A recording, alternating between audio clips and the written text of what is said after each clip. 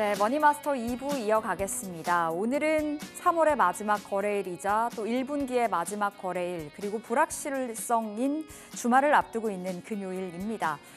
오늘 장의 후반부를 향해 달려가고 있는데요. 시장의 분위기가 좋지 않습니다.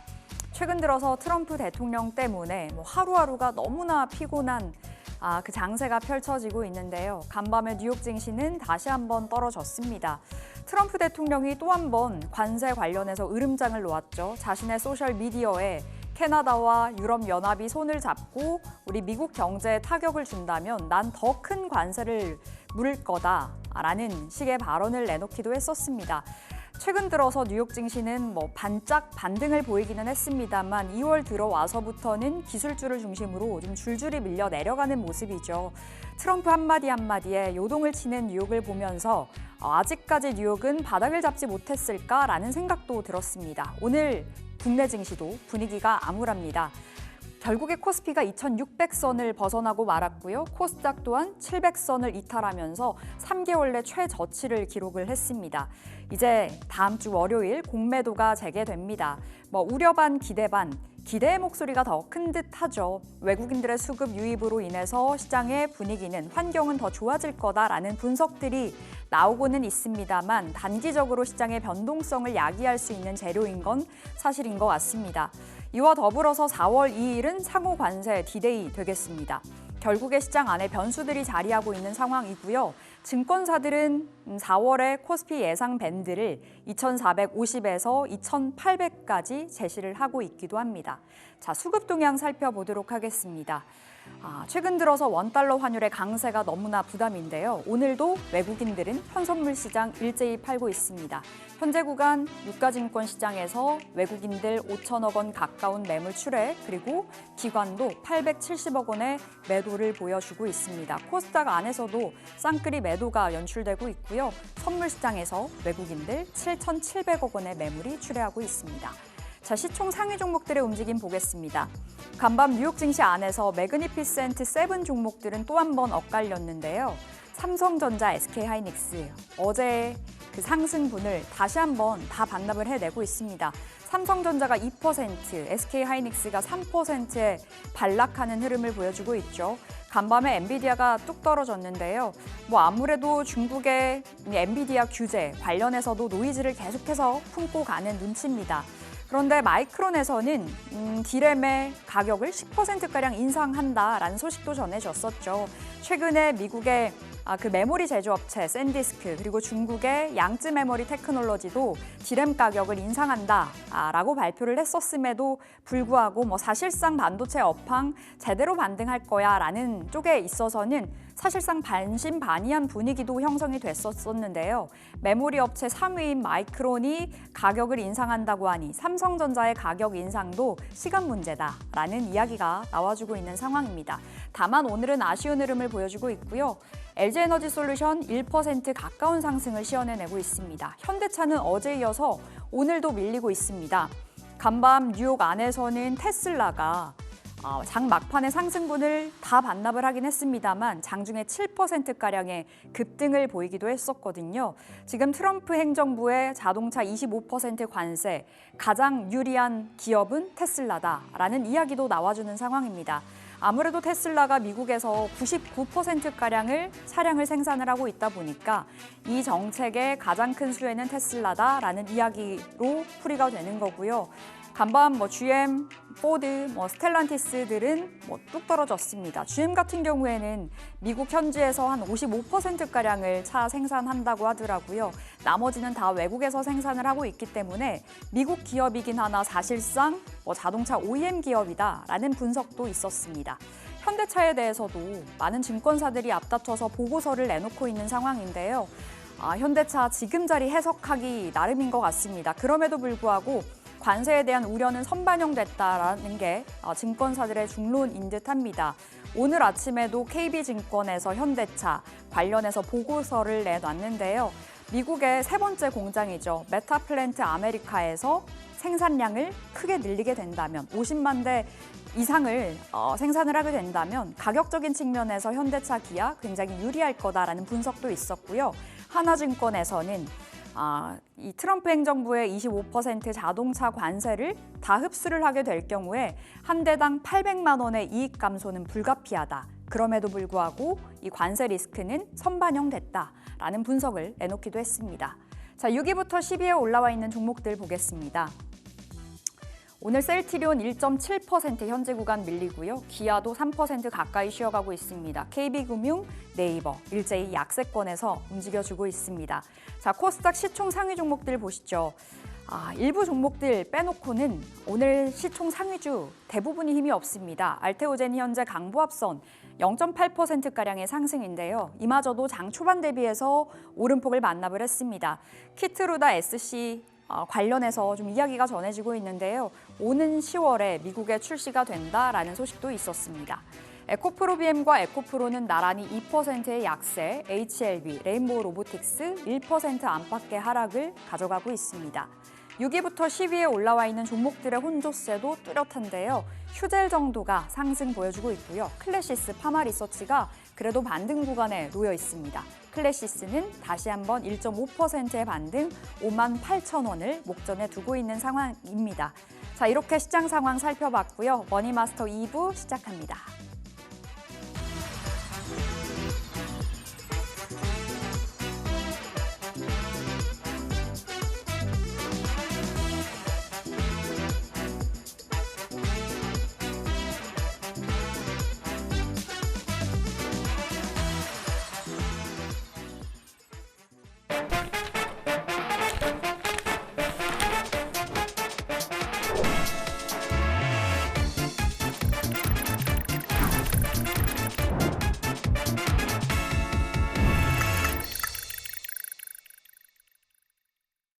네, 금요일 업앤다운 함께하겠습니다. 오늘은 레몬리서치 김민수 대표 나오셨습니다. 어서 오세요. 안녕하십니까. 네, 대표님 시장 분위기가 암울합니다.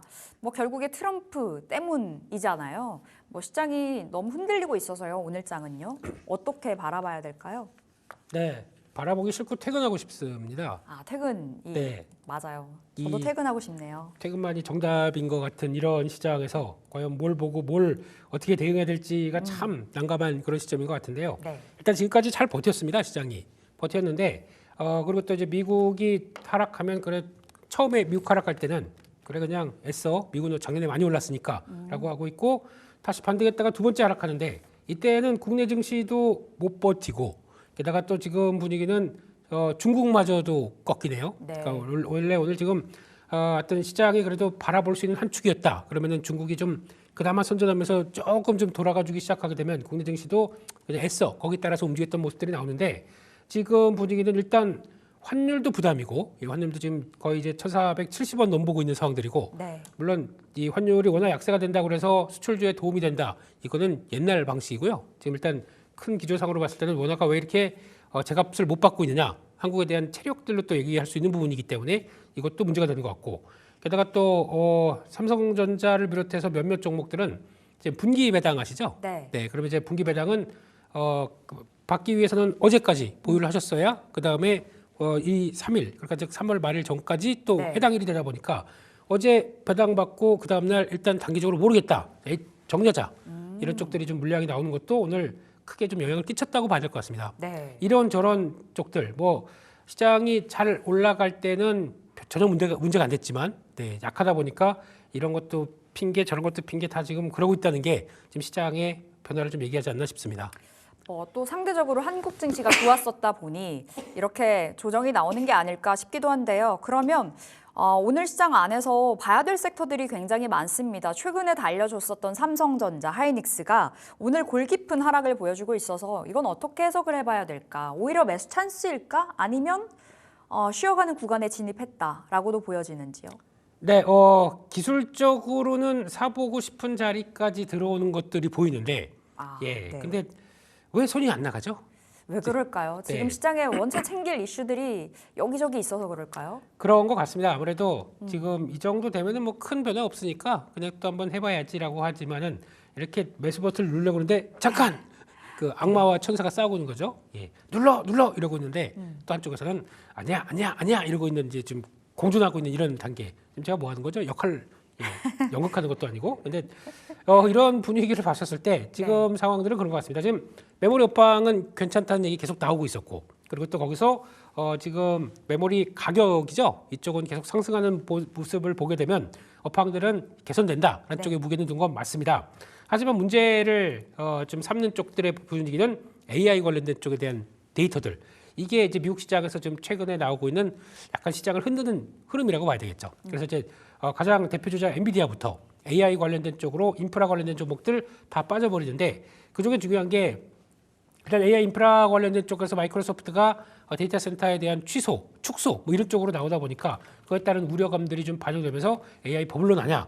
버블론을 짚인 거는 그 반대에 있는 알리바바거든요. 알리바바 회장이었거든요. 근데 그 분이 얘기하는 거는 우리는 가성비 있는 AI 쓰는데 이거 뭐 이렇게 투자를 많이 해? 저거 잘못하게 되면 버블 되는데, 이런 식으로 얘기했던 것들이 약간 또 영향을 끼쳤다고 보고 있고, 그런 징후들이 나오다 보니까 시장에서는 오히려 좀 핑계를 대면서 낙폭을 좀 키우는 게 맞다고 보는데, 그렇게 되면은 일단 버블이다 생각하게 되면 투자했던 걸 확 줄이겠죠. AI 좀 완성 다 했으니까 이제 쓰면 되니까 이제 투자 안 해, 이런 식으로 나오겠죠. 지금 그런 분위기가 전혀 아니거든요.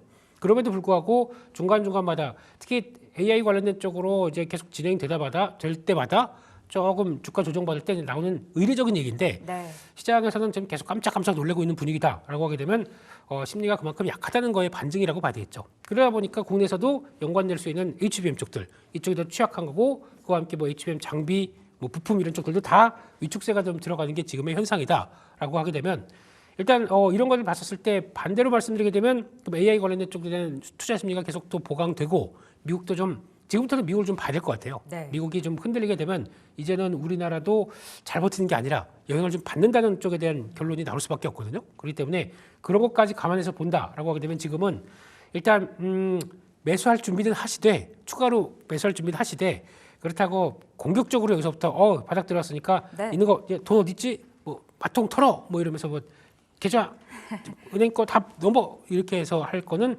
아니다라는 쪽으로 보시면서 일단 준비는 해가는 과정 쪽으로 보시면 좋을 것 같습니다. 매수의 시점으로 온 건 맞으나 공격적으로 들어갈까라는 그 물음표가 던져지는 장이라고 말씀 주신 건데, 지금 삼성전자, 하이닉스 디램 가격 인상도 이제 조만간 나올 거다라는 분석도 전해져요.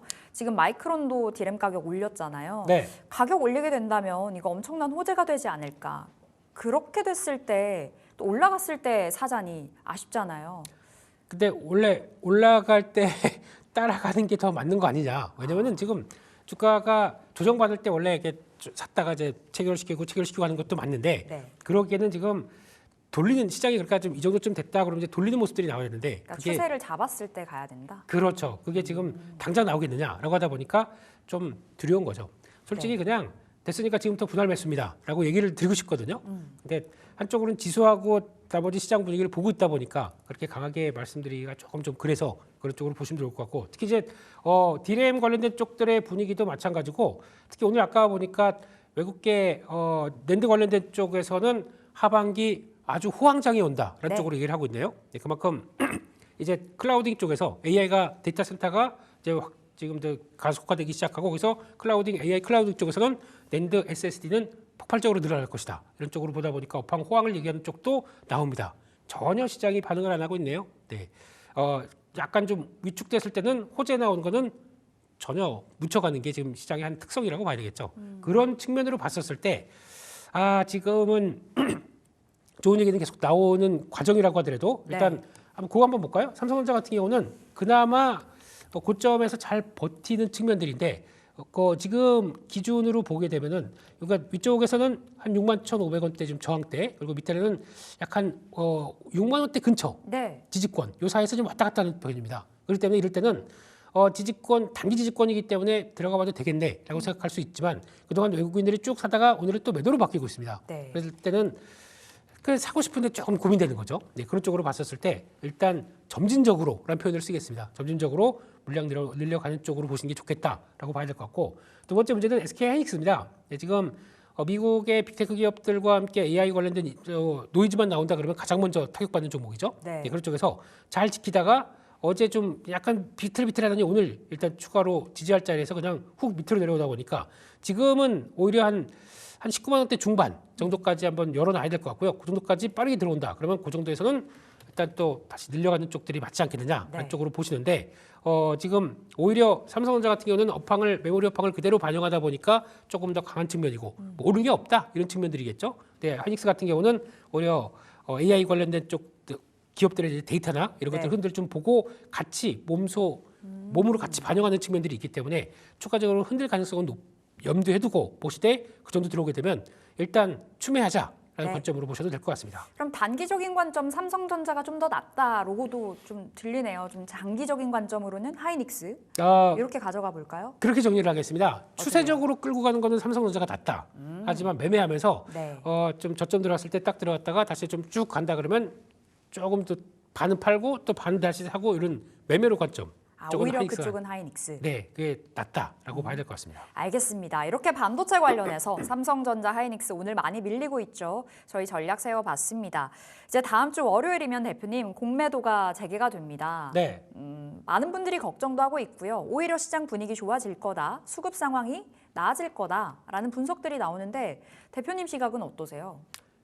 자, 일단은 시장이 이렇게 되기 전까지는 네. 긍정적으로 봤거든요. 네, 일단 공매도가 시행되게 되면은 가장 많이 얘기하는 것들이 외국계 리포트도 나오는 것들을 보게 되면은 그래도 유동성이 보강된다 네. 이런 표현을 썼습니다. 그러니까 숏이 들어오건 간에, 그러니까 나 이제 공매도 시작해야지라고 들어온다고 하더라도 그걸 근데 이거를 공매도만 하기 위해서 자금이 들어오는 거 아니지 않습니까? 네, 그게 아니라 오히려 롱숏을 같이 들어온다라는 쪽들도 보고 그리고 맨 처음에 딱 들어왔을 때 한국 밸류랑 이런 것들 쭉 본 다음에 지금 여기서 바로 숏 플레이하기는 좀 그렇다. 그러면은 지금 밸류상으로는 한국의 증시 PBR 0.9배 이게 뭐 비싼 수준도 아니고 글로벌 증시 대비해서 싸다라고 생각하면 여기서부터는 또 우리 롱이 들어올 수 있다. 라는 네. 쪽의 관점들이 나오다 보니까 시장의 유동성 증가와 함께 일단 낮은 밸류를 가지고 한국 시장은 좀 올라가는 쪽에 이런 쪽으로 많이 얘기를 했었고요.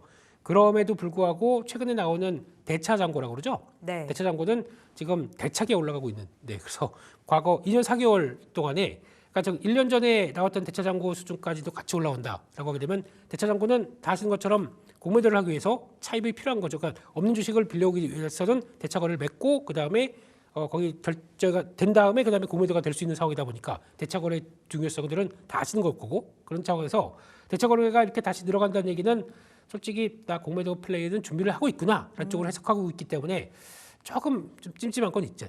그렇기 때문에 지금은 일단 공매도가 시행이 된다고 해서 시장에서 뭐 바로 야 준비 요이 땅이 아니고 준비 시작 이렇게 하면서 변화가 나올지는 그거는 아직은 좀 지켜봐야 되기 때문에 그런 관점 쪽에서 일단 뭐 해석들 많습니다. 뭐 어떤 뭐 많이 오른 것들이 빠진다, 뭐 PBR 높은 것들은 뭐 몇 배 이상은 조심해라, 뭐 별 얘기 나오는데 네. 제가 보기에는 그거는 그냥 가설이고 안 해봤지 않습니까 저희가? 뚜껑 열어봐야 한다. 잘못하면 뚜껑 열려요. 이런 그냥 급하게 나오면. 근데 네. 그런 쪽에서 게임 시작해봐야 되는 거죠. 그런 쪽으로 보게 되면 아직은 그냥 가능성만 이렇게 좀 생각해놓고 지금 2년 넘게 아무도 안 가본 길이지 않습니까? 네. 그렇기 때문에 그게 시장이 열리는 쪽에서 일단은 좀 마음을 비우고 대응하시되 중요한 거 하나는 변동성은 무지 커질 것이다. 이렇게 생각을 해야겠죠. 그러니까 출렁출렁 네. 정신없게는 만들 것이다. 이거는 또 염두를 하고 바라봐야 될 것 같습니다. 가뜩이나 한국 증시가 변동성에 대해서는 민감한 어떤 지수고 기업들이고 그렇긴 한데 거기다가 더 이런 그동안에 좀 없었던 변동성까지 나온다. 또 마음 단단히 먹고 또 이제 대응할 것. 특히 이제 그럴 때 제일 중요한 게 그거 같습니다. 단기적으로 많이 빠졌잖아요. 네. 이슈가 분명히 있으면서 주가가 충분히 하락했다 그러면 그것도 오히려 메리트가 될 수가 있습니다. 저가 매수는 또 충분히 할 수 있게 만들거든요. 근데 그러면 예전 같은 경우는 그래서 공매도가 같이 들어와서 쭉 밀렸으면은 챙기려고 또 숏 커버링이 나오거든요. 네. 그럼 그때는 저점을 만들고 올라갑니다. 그런 과정을 생각한다라고 하게 되면 무조건 하락해서 충분히 하락했다는 거는 또 저가 매수의 기회가 될 수도 있다. 이런 것도 같이 보시면서 대응해야 될 것 같습니다. 안 그래도 이제 증권사들은 저평가된 대형주를 사자라는 쪽으로 이야기를 내놓더라고요. 우리 대표님과 시각이 동일합니다. 근데 사실 저평가된 대형주 뭐가 있을까? 요마저도 고민이거든요. 현대차로 봤을 때는 또 25% 관세 리스크가 있고 네. 어딜 보세요? 저평가가 뭐죠? 저평가. 저평가라고 하게 되면 일단 한국 시장 저평가라고 얘기를 하죠. 네. 그리고 또 저평가 로 찾아보게 되면 글로벌 증시 대비해서 대부분의 가치 있는 기업들 대비해선 나스닥 대비해선 비슷한 기업치고는 한국 기업들이 다 저평가고, 네. 그리고 뭐 PER 기준으로 따진다 그러면 뭐 지금 현재 PER 3배, 4배 종목들 허다하고, 네. 또 PBR로 따진다 그러면 PBR 0.5배 밑에 거의 막 한 30~40%는 다 그런 쪽으로 가 있고, 이런 쪽에서 저평가란 말이 의미가 있을까요? 제가 보기에는 그거는 저평가라는 단어의 평가 자체가 낮게 되고 있다라는 네. 얘기는 그만큼 낮게 될 만한 이유가 있기 때문에 그렇다고 봐야 될 것 같습니다. 그렇기 때문에 그런 거 그러면 아직까지 싼 종목들이 못 올라갔다. 문제가 있는 거죠. 네, 그걸 가지고 공매도가 이거는 못 들여다 보니까 주가가 올라간다라는 쪽으로 보시면 안 될 것 같고요. 그거는 그냥 잠잠하게 있을 것 같습니다. 변화가 없이. 그런 쪽에서 오히려 지금 관건은 좀 올랐는데, 그러니까 좀 뭐 만약에 이제 방산주 같은 경우, 한화에어로스페이스 같은 경우도 좀 올라는 있는데, 이게 그러면 여기서 지금 시장에서 생각하는 것만큼 이거 많이 올랐으니까 공매도가 본격적으로 들어올 거야라고 들어올지, 아니면은 이렇게 올랐는데도 지금 시장에서는 그렇게 크게 안 밀렸던 이유는 오히려 펀드멘탈이 그렇게 크게 나쁘지 않기 때문에, 그리고 또 앞으로 끌어올 수 있는, 또 이제 유럽에 가서 현지화해 놓고 거기서 이제 공장에서 또 2차 수주가 나온다. 그러면은 또 레벨이 또 올라가는 거 아니야?라고 하게 되면 마찬가지로 많이 올랐지만은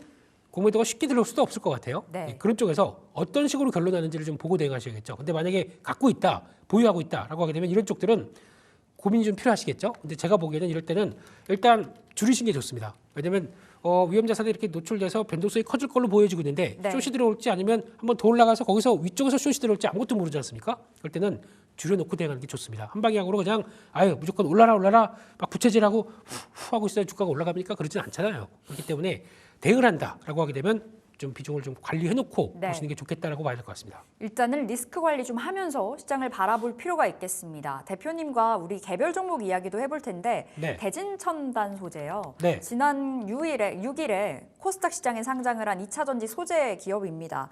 오늘장에서 굉장히 반응이 좋았고요. 물론 지금은 음봉으로 전환이 되긴 했습니다만 미국과 뭐 유럽의 생산 기지를 확대할 검토 중이다.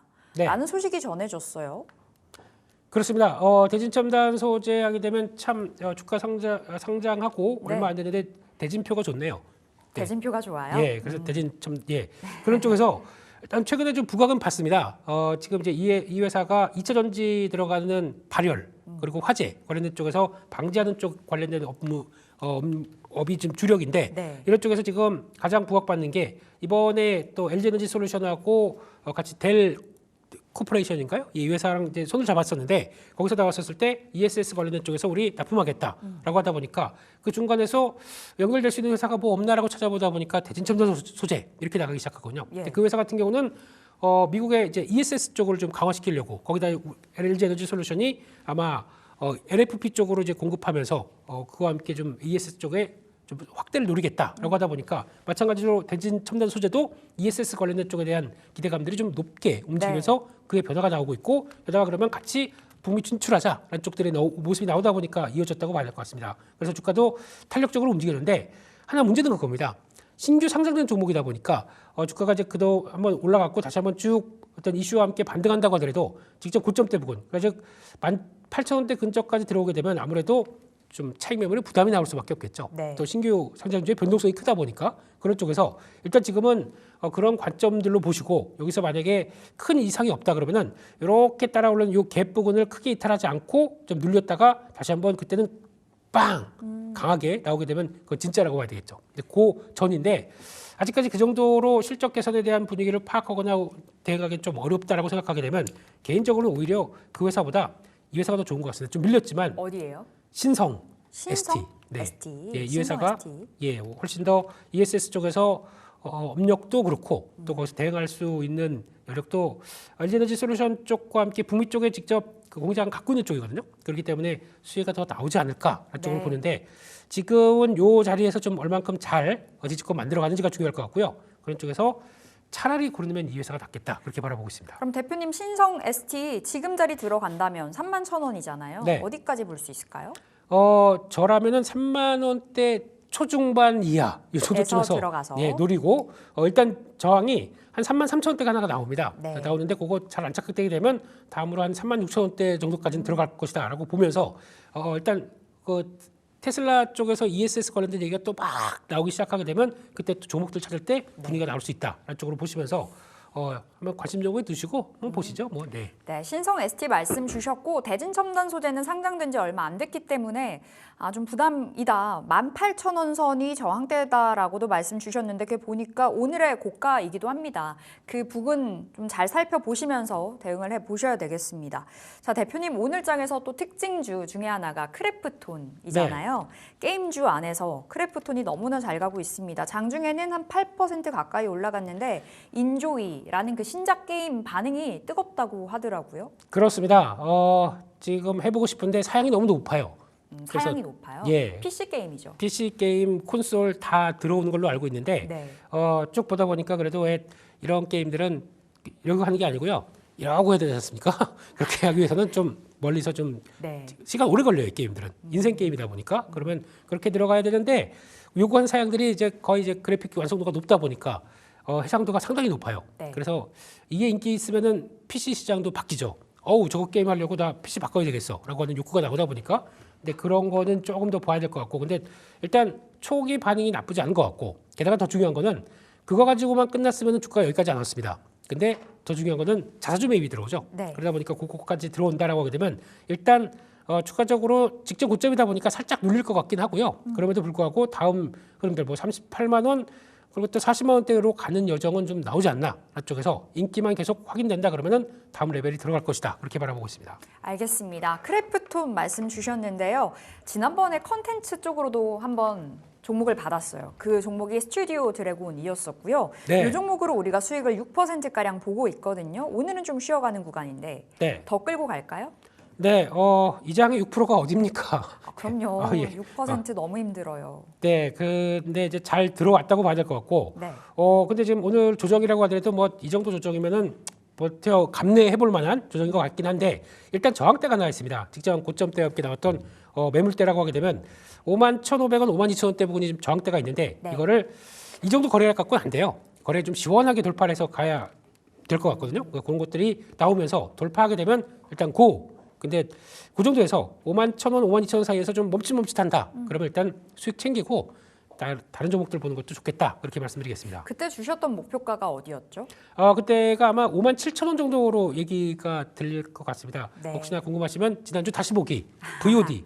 네, 감사합니다. 알겠습니다. 스튜디오 드래곤 지금 자리 끌고 가는 자리라고 말씀 주셨는데 51,500원에서 52,000원 사이는 돌파가 돼야 된다 말씀 주셨거든요. 그 돌파 여부, 지지 여부 보시면서 56,000원까지 가져가 보겠습니다. 자, 이제 김민수 대표님의 오늘의 종목을 받아볼 시간인데요. 오늘의 픽 종목 뭘까요? 네, 요즘 신규주가 조금 반응하는 종목들이 좀 있다 보니까 그 중에 하나 쪽에서 아스테라시스라는 아스테라시스? 종목을 예, 이름 멋있죠? 네, 무언가 그 식물 이름 같기도 하고. 그러네요. 그러고 보니까 카스테라 뭐 이런 거 나올 줄 알았더니 네. 아스테라 예 그렇습니다. 뭔가 이름에서도 조금 이쁜 모습들이 나온다 그러면은 미용을 위한 회사다. 임용기기 쪽이라고 보시면 될 것 같습니다. 네. 임용 쪽인데 상장한 지 얼마 안 되다 보니까 조금 그렇다고 하더라도 이 회사가 리프테라라고 하더라고요. 그게 하이프 쪽에서 장비 또 고주파 장비 쪽으로 나오는 게 또 쿨페이즈 뭐 이런 쪽들 나오고 있는데 이런 쪽으로 봤었을 때 지금 가장 눈길이 가는 게 요즘 외국인 관광객들이 들어오게 되면 네. 예전에는 성형외과 쪽으로 많이 갔는데 지금은 피부과 쪽으로 폭증하네요. 신용카드 사용액들이. 그래서 쫙 올라가는 거 보니까 그래서 지금 시장에서 가장 많이 부각받는 게 파마리서치 리쥬란 네. 이쪽이죠. 예, 그래서 들어갔더니 딴 사람이 돼서 나옵니다.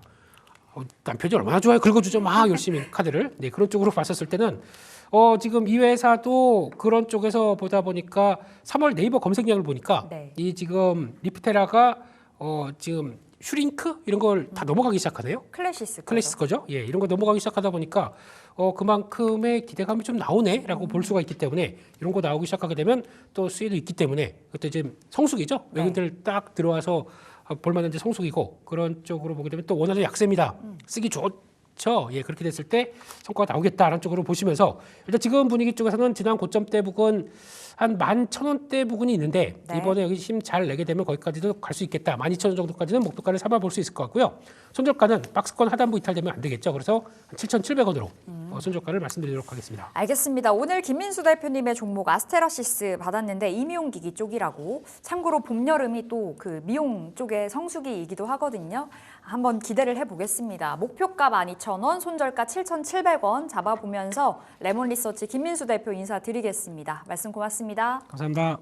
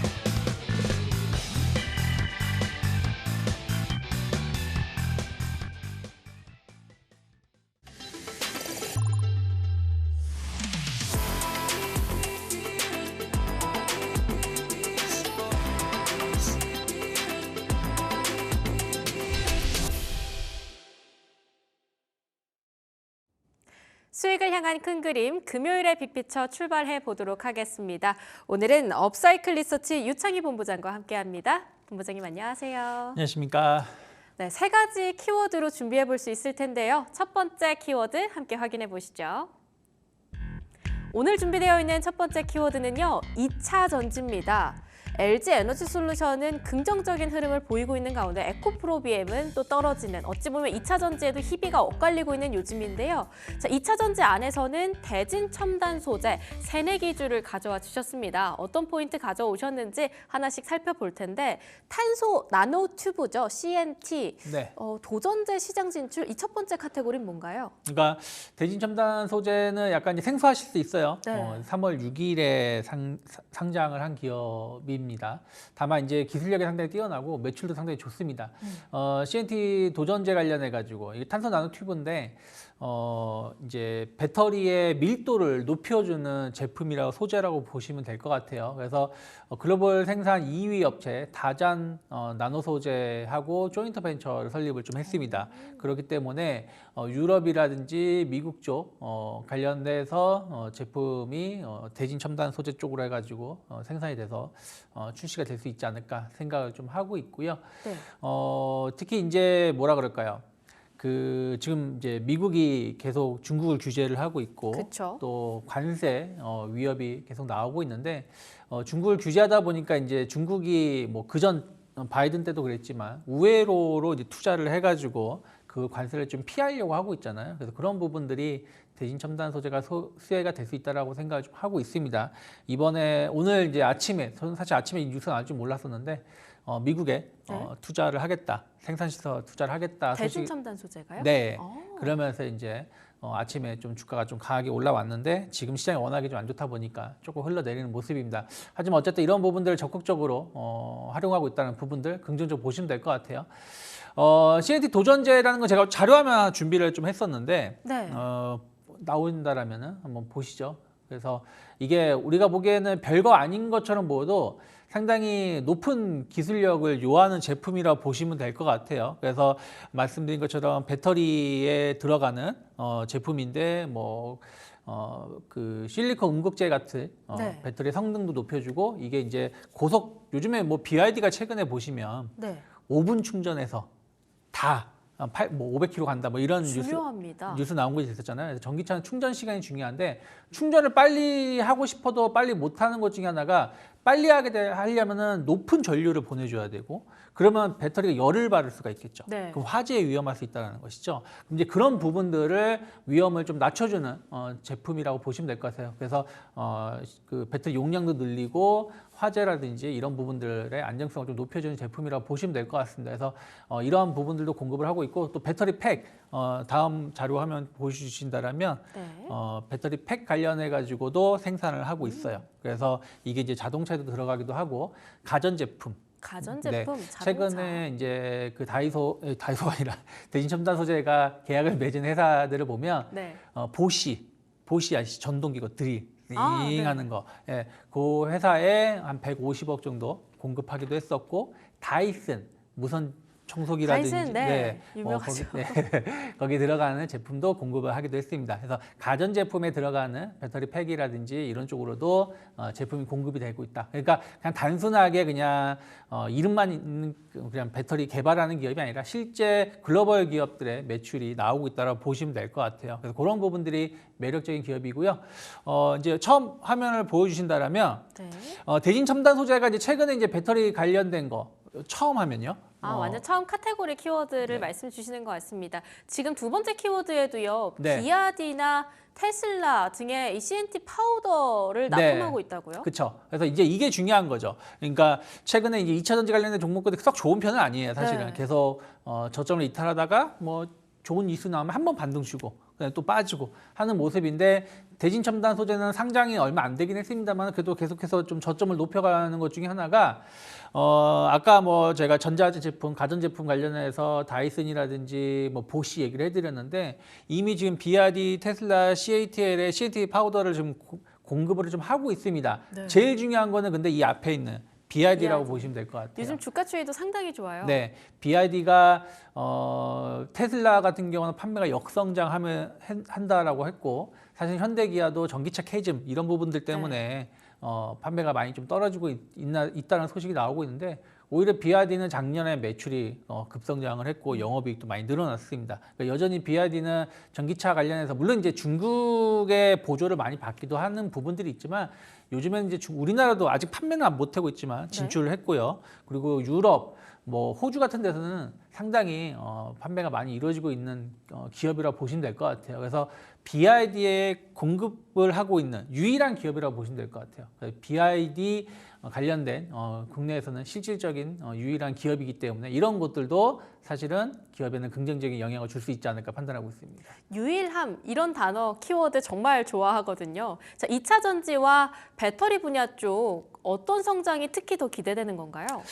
일단 2차 전지 쪽 보시면 되겠죠. 아까 말씀드린 것처럼 CNT 도전제가 지금 가장 주목을 받고 있는 부분들이고 이 시장이 계속해서 커질 수 있는 부분들이기 때문에 네. 이 부분에 계속 주목하시면 좋겠고 또 ESS도 상당히 중요하다고 보시면 될 것 같아요. 그래서 또 그 미국향 ESS 관련돼서 어떤 수주도 계속 좀 늘어날 수 있는 부분들이 좀 있기 때문에 이런 것들 복합적으로 바라보시면 좋지 않을까 판단하고 있습니다. 네, 배터리 밀도를 높여주는데 굉장히 중요한 소재를 사실상 비아디 쪽으로는 유일하게 납품을 하고 있다 말씀 주셨습니다. 차트를 보시면서 이제 새내기주인데 앞으로의 가격 전략은 어떻게 끌고 가면 좋을지 이야기 한번 들어볼 텐데요. 네, 대진첨단 소재가 공모가가 1,500원 정도였던 기업입니다. 아직 살짝 남아 있네요. 저때 최고가에 네, 비하면요. 그러니까 이제 최고가 때는 이제 공모가의 2배 이상 나올 수 있는 거다 보니까 19,000원 언저리까지 올라왔었다가 첫날은 이제 쭉 내려갔어요. 공모가까지. 그리고 나서 1,500원, 10,000원이 이제 지켜지면서 그 다음에는 계속해서 저점을 좀 높여가는 우상향 기조가 좀 나오고 있다라고 좀 보시면 좋을 것 같아요. 그래서 요 하단이 크게 이탈하지만 않는다라면 전 충분히 추가적인 상승 가능성이 열려 있다라고 보고 있고 그리고 이제 새내기주를 우리가 공략을 할 때 제일 이제 조심해야 되는 구간은 한 3개월, 6개월 요 때가 지났을 때입니다. 왜냐하면 이때는 이제 보호예수 물량이 확 그게 끝나기 때문에 대량의 매도 물량이 나올 수 있는데 오버행 이슈. 네, 오버행 이슈가 좀 있죠. 근데 지금은 한 달도 안 된 기업이에요. 그러니까 당장 이게 오버행 이슈가 나올 가능성이 적다라고 좀 보시면 되겠고 또 하나 새내기 종목을 공략을 하실 때 두 번째 주의 사항은 막 빠지고 있는 기업을 공략하시는 것보다는 이렇게 오르고 있는 기업을 공략하시는 게 좋다고 보고 있어요. 왜 그러냐면 일단은 오버행 이슈가 없기 때문에 매도 물량이 적겠죠. 그리고 이 주식을 갖고 계신 분들이 항상 대부분의 이 주식을 투자하신 분들이 수익을 나고 있느냐 없느냐. 그래서 우리가 신고가 종목, 네. 추세가 살아있는 종목을 보고 투자를 해야 되고 역배열에 있거나 계속 빠지고 있는 종목은 투자를 하면 안 된다고 말씀드리는 이유가 그런 겁니다. 손실을 보고 있는 사람들이 팔고 싶어 하면 주가가 못 올라가고 있거든요. 그렇죠. 근데 지금 대진첨단 소재는 첫날의 고점을 오늘 갔다가 내려오긴 했지만 어쨌든 첫날만 제외하면은 계속해서 수익을 나고 있는 사람들이 대부분이라는 것이죠. 거래량도 첫날이 가장 높았습니다. 그렇죠. 그러면서 수익이 나고 있는 사람 대부분이고 최근 들어서 거래량이 계속 좀 늘어나고 있는 모습을 보여주고 있기 때문에 이게 약간 쉽게 꺾이기보다는 오히려 첫날의 고점을 돌파시킬 가능성이 높고 그러면 더 강한 시세가 나올 수도 있다 생각을 좀 하고 있습니다. 그래서 저는 일단 목표가는 22,000원 정도 열어놓고 있고요.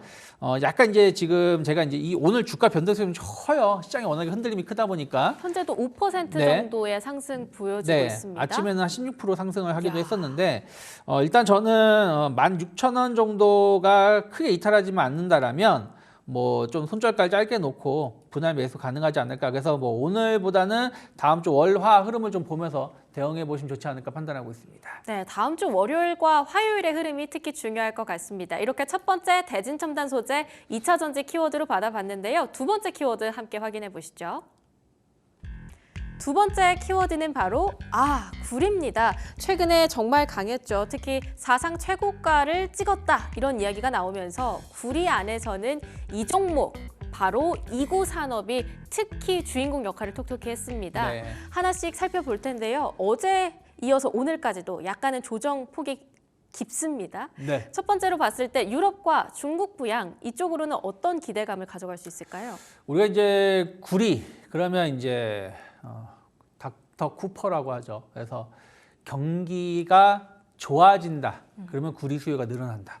그러면서 구리 가격이 오르고 구리 가격이 떨어지면 경기가 안 좋다. 그러면 구리 수요가 줄어드니까 구리 가격이 떨어진다. 그래서 경기가 현재 좋은지 안 좋은지를 판단할 때 제일 먼저 보는 게 이제 구리 가격이었어요. 근데 요즘은 경기 침체에 대한 기사가 네. 조금 더 많이 나오지 않나요? 그렇죠. 경기 침체에 대한 기사가 좀 더 나오지만 항상 시장은 선도하죠. 선반영, 미래를 보고 움직이죠. 기적의 선반영. 네, 무슨 말이냐면 경기가 안 좋을 것 같으니까 작년 추석 이후에 중국이 어마어마한 경기 부양 네. 책을 내고 있죠. 맞습니다. 그래서 뭐 이구환신이라고 해서 소비를 부양하려고 하고 있고 또 이제 지방 부채가 심한 거를 물론 이제 약간 택갈이라고 하지만 정부 부채로 전환시켜가지고 약간 마사지를 하려고 하고 있죠. 그런 것들이 어떻게 보면 부양을 하기 위한 준비 혹은 부양을 지금 하고 있다라는 계속 하고 있다라는 거고 그리고 이제 이번에 트럼프 이제 정권 취임하고 나서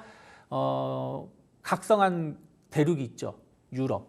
특히 독일. 네, 네. 독일, 유럽, 특히 이제 독일 같은 경우는 재정 준칙을 네. 수정하면서까지 어마어마한 부양을 지금 준비하고 있는 거 아니겠습니까? 5년 동안 역대급 돈을 푼다 네. 했습니다. 그래서 그러면은 지금 독일 증시를 보시면 최근에 좀 조정이 나왔지만 작년 여름부터 계속 상승세였어요. 부러워요. 근데 그 독일 관련된 경제 지표 최근 6개월 동안 보시면 다 최악이었습니다. 네. 실업률 계속 최고, 경제 성장률 뚝뚝 떨어지고 안 좋아하는데 증시는 계속 올랐어요. 왜? 오를 부양하겠지. 거라고. 예, 경기 부양하겠지. 뭔가 대책을 세워주겠지. 우리나라도 사실은 뭐 작년 11월 이후 계속 안 좋은 소식이 나왔지만 경제적으로 봤을 때 뭐 환율도 뭐 1,500원 가네 안 가네 막 수출 좋네 안 좋네 막 얘기가 나왔지만 사실은 증시는만 본다라면 이 정도면 버틸만 한데라는 맞아요, 모습이에요. 맞아요. 왜? 앞으로 좀 더 좋아지겠지. 어떤 정부가 재정 정책을 좀 펴주겠지. 금리 인하해주겠지. 이런 것들이 먼저 반영이 되는 거라 보시면 될 것 같아요. 그래서 지금은 경기가 좋지 못하지만 앞으로 부양을 계속 한다라면 구리의 수요는 꾸준하게 늘어날 수 있다. 이런 것들이 구리 가격을 좀 높이는 게 있고 또 하나는 트럼프 관세. 네. 가 이제 구리 가격을 자극시키는 거죠. 그러니까 지금 현물 런던 시장하고 선물 미국 시장의 가격 차이가 엄청나다고 해요. 네. 그렇기 때문에 이게 이제 관세의 어떤 문제 때문에 투기적 자금이 거기에 쏠렸다. 그래서 구리 가격이 높게 올라왔다라고도 볼 수 있습니다. 그래서 차트 한번 보여주신다라면 이게 이제 구리 가격 차트예요. 그러면 최근에 엄청 엄청난 가파르네요. 상승을 좀 보여줬죠. 와. 근데 작년에도 보시면 한번 작년 여름에 올라온 거는 구리의 수요가 어마어마하다. 데이터 센터. 네. 변압기, 전선 수요가 들어가니까 구리가 엄청나게 필요하다고 하면서 올라갔었고요. 좀 내려왔다가 작년 이제 9월 달에 이때 올라온 거는 중국의 경기 부양에 대한 어떤 기대감으로 올라온 거고, 지금은 이제 중국 뭐 유럽의 경기 부양 이슈도 있지만 사실은 이제 구리 쪽에도 관세가 붙게 된다라면 좀 가격이 급하게 오를 거라는 어떤 투기적 자금이 예상을 하면서 들어와서 좀 올라왔다라고 보시면 될 것 같아요. 그래서 이런 부분들이 계속해서 구리를 계속 자극하고 있고, 또 하나는 자, 수요는 계속 늘어나고 있어요. 그럼 생산이 많이 늘어나야 되잖아요. 공급이 네, 받쳐줘야죠. 공급이 많이. 만약에 자동차가 판매가 잘 되면 더 많이 만들어서 판매를 하면 기업이 수익을 얻을 수가 있잖아요. 그쵸. 근데 구리의 최대 생산국은 칠레입니다. 칠레요. 네, 칠레인데 예전에, 그러니까 뭐 저는 그 직접 가보지 않았기 때문에 그 지역을 네. 잘 모르지만, 예전에는 조금만 땅을 파도 구리가 나왔대요. 근데 이제는 안 그런가요? 그렇죠. 이제는 더 깊게 파야 된다는 거예요. 그러니까 이제는 뭐 수익성이 떨어져서 폐쇄된 광산도 많고, 예전보다는 더 많은 노동력이 필요하다라는 거죠. 그건 뭐예요? 비용이 많이 든다는 거죠. 네. 그리고 구리를 생산할 때도 전기가 많이 들어간다고 합니다. 그래서 이런 복합적으로 예전보다는 생산 단가가 상당히 높아지고 있는 부분들이다 보니까, 또 예전보다 구리 강산에서 채굴 할 수 있는 양이 적어지다 보니까 공급을 많이 못 늘린다라는 거죠. 네. 그러다 보니까 이제 구리의 가격이 더 높아질 수 있다라고 보고 있어요. 그래서 좀 이제 구리 이슈들 때문에 구리 관련된 종목군들, 뭐 풍산, 뭐 이구산업, 뭐 서원 등이 움직였는데, 저는 뭐 많이 오른 쪽보다는 좀 이제 올라왔다가 내려왔기 때문에 네. 한 번 정도는 공략이 가능하지 않을까 싶어서 한번 가지고 나와봤습니다. 거래량이 지금 3거래일 전쯤에 급증을 하고 지금 이틀 동안 쭉 빠지고 있습니다. 하지만 하락하고 있을 때 거래량은 그 전에 비해서는 훨씬 적거든요. 네. 가격 전략은 어떻게 챙겨볼 수 있을까요? 이건 어떻게 보면 좋은 신호죠. 오. 예, 무슨 얘기냐면 구리 가격이 오르네? 뭐 구리 관련된 뭐가 있지? 뭐 이구산업, 풍산 등이 뭐 이렇게 해서가지고 이구산업을 많이 샀단 말이에요. 샀는데 주가가 빠지면 무서워서 다 도망갈 네. 수 있겠죠. 도망가면 거래량이 또 늘어나겠죠. 근데 아직 안 도망간 그렇죠. 거예요. 근데 네. 지금은 뭐예요? 도망가지 않았다는 거죠. 그러면 아직은 매도 물량이 많이 없다. 여전히 고점에서 손실을 보고 있다고 하더라도 버티고 있는 사람들이 많다라는 네. 거죠. 그러면 어찌됐든 최고점에서 주식을 사보자라는 게 아니라 올라간 걸 다 반납한 상황이기 때문에 그냥 한 번 정도는 매수를 해볼 수 있는 종목이 된다 생각하고 있고, 또 다음 주 관세 이슈 이런 부분들 일정 흐름을 본다라면 쉽게 구리 가격이 급락으로 가진 않을 것 같다. 그러면 구리 관련된 종목군들이 한 번은 더 튈 수 있다 생각을 좀 하고 있습니다. 현재 6,000원 위에서 최고점을 자리하고 있는데 그 이상으로 열어볼 수 있는 건가요? 자, 이렇게 보면 6,000원이 되게 높아 보이죠. 근데 조금만 이제 축소를 해보면 작년 여름에 구리 아까 차트 보여드렸잖아요. 네. 작년에 이제 구리 가격이 이렇게 올라왔을 때 현재 가격대에 비슷하잖아요. 구리 가격이. 근데 그때 당시에 이구산업이 얼마나 갔냐면 8,400원까지 올라갔어요. 근데 지금 6,000원 갔다가 5,100원까지 내려온 거를 보면 8,000원 당장 간다는 건 아니지만 그렇게 비싼 가격은 아닐 수도 있다. 네, 그럼 생각한다는 목표가하고 손절가 한번 그래서 저는 빠르게 그래서 가볼게요. 목표가는 7,000원 정도 잡고 있고요. 네. 그리고 4,800원이 크게 이탈하지 않으면 뭐 현재 5,180원 이하에서는 한 번 정도는 사볼 수 있는 위치가 되지 않을까 생각하고 있습니다. 네, 이구산업도 두 번째 키워드로 다뤄봤습니다. 세 번째 키워드도 함께 확인하시죠. 오늘 준비되어 있는 세 번째 키워드는 바로 K-뷰티입니다. K-뷰티 안에서도 다양한 이야기들이 있을 텐데 이곳에서는 코스맥스 준비해 주셨습니다. 첫 번째 카테고리부터 이야기 풀어볼까요? 네. 그래도 오늘 시장이 이렇게 안 좋음에도 불구하고 조금은 버텨주거나 빨간불이 들어오는 쪽이 약간 미용적인 것 같아요. 미용 의료 쪽으로 해가지고 뭐 파마 리서치 이런 기업은 플러스 보여주기도 하고, 의료기기 쪽으로 뭐 클래시스 같은 경우도 일부 플러스가 나오고 있습니다.